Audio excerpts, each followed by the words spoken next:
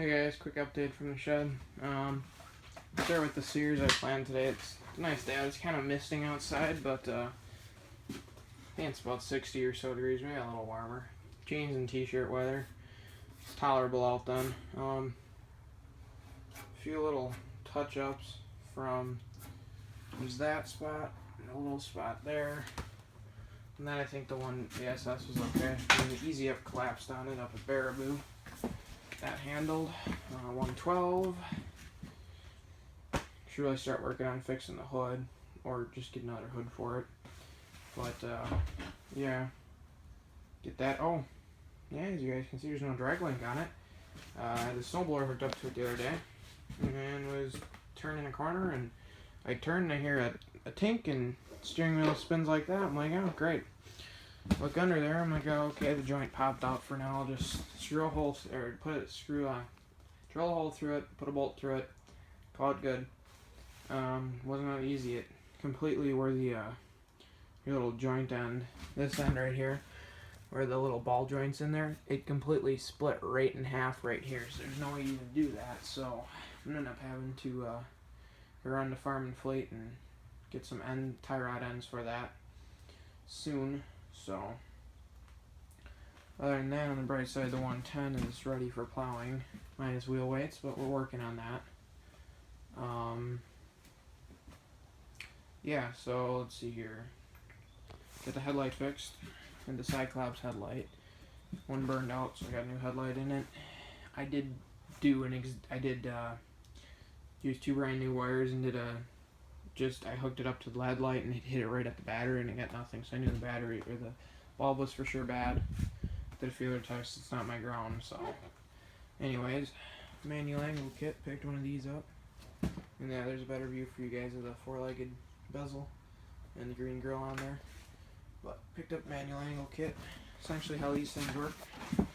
You take the handle, you twist it up that way.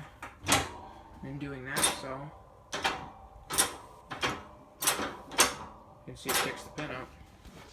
And to move this either direction, you either pull it or push it to move the plow. You push it to make the plow go right.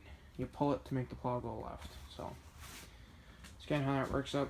Kind of a nice setup. A lot easier than having to get off and pull a little pin and try and manually angle the plow. And yeah, so happy about that. All these engines are still running good. Probably should start the SS up today. It hasn't ran in I don't know how long. But yeah, let me get the hood open, guys.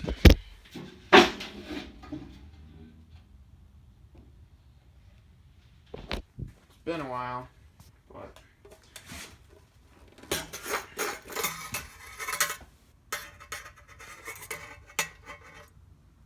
you guys really can't see in there. I gotta get a flashlight in there.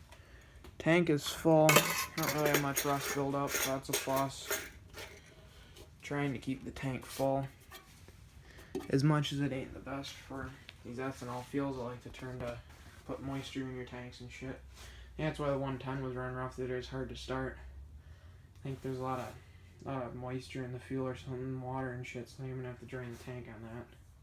I mean, yeah, I put stable and I got lead substitute in there. So couldn't tell you guys. Stack still stayed painted, that hasn't peeled back off, so it's good to go there. Alright, but other than that, yeah, 112 here I think today if I have time, because I gotta do it back here.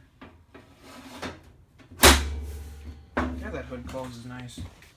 I'm gonna get the two-legged bezel on there on this one, since that would be the correct one for this one. I don't really want to sell that bezel. Put that bezel on here, and then I gotta get a headlight fix. I stole a headlight from that bezel to put in this one, so I have to do that.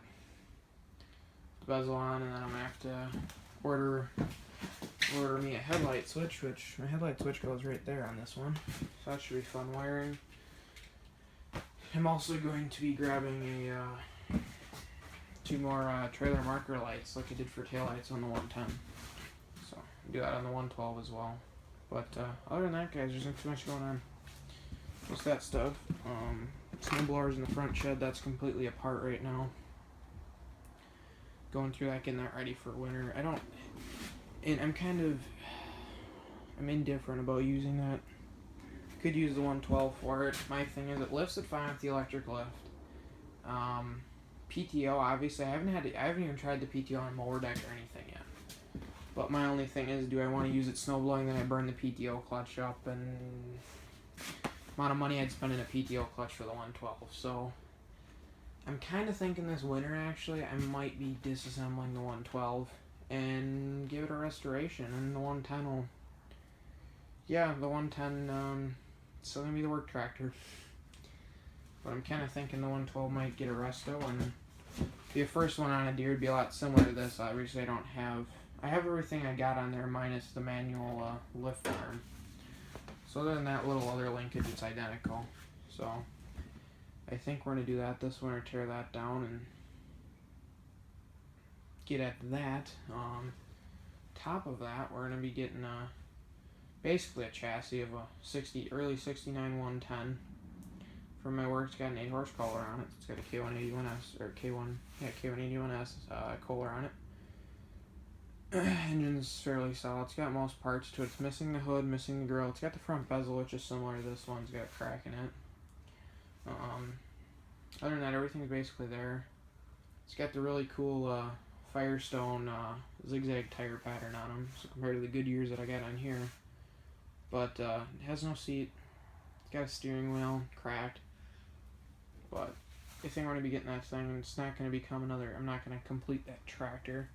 That's going to end up being a parts donor to this tractor, because I was looking at this the other day, and yeah, someone somehow has bent the frame on this tractor on my 110. So no, it was not me. It's been like that since I got it. I've noticed that. And originally I thought it was just that I had two different tire sizes on the front, which is what I thought it could have been. Well, I have two identical tire sizes on the front, inflated to 14 psi each, so it still looks that way on flat level ground. So that's the deal with that one. We'll see when that's coming out. It's gonna be another cheapie like this guy was. So kind of love working at deer when you can get older tractors to goof around with and for a good price. But 112 so far has been the one that needs the most amount of work. It's just wonderful. It doesn't like to open anymore because oh, that's right, I'm missing a hood bolt on that side, and this side it's... Anywho, not much going on with this. It's really nice that the engine's all nice and clean, degreased. Gotta get the frame down there still. Other than that, I haven't done much. It's nice to have this big battery on here because this engine's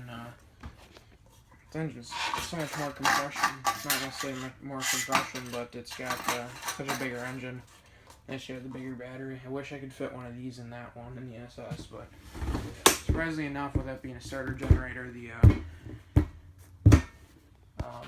just your basic front and fleet battery works fine in there. But oh, I don't think I showed you guys this either. I opened out of the SS and never showed you that. It's my battery tied on. I got the original ones in the back, that the actual stud battery tied on itself. New one up here, 2 wing nuts, and it's cut a piece of thin plate steel and decided to paint it verde. It kind of looks nice, so yeah. But that's that. Other than that, things going fine. Yeah, and I was missing my 3/8 wrench the other day, and I had someone over. I was going to use a cigarette lighter to show him it. Cigarette lighter wouldn't work. I'm like, oh, plug came out on it. Reaching down in there to grab the plug, and sure enough, I feel something. I grab it out. My 3/8 wrench was sitting on the frame where it meets the dash down here, where the frame and the dash meet down there. It was just sitting down there. So yeah, that something else has survived a trip all the way up to Baraboo on a trailer and inside a tractor and whatnot. But other than that, yeah, we gotta get more stuff too. We got down by Rooney's last weekend, and it was last weekend. Another shifter extension. We gotta get that painted up for the 112, and I got some hitch plate extenders.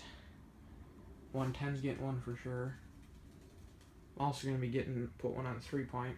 Got a third one. Not sure if the 112 is going to do any pulling or not. If not, it'll go on the 262. But 262 wise, that's going to be used for leaf pickup this year.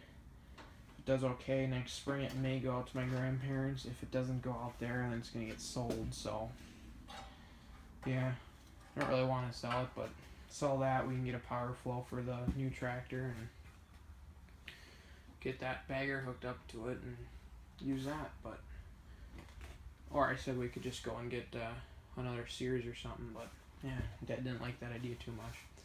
Alright guys, so that's it from here, and I'll talk to you guys later.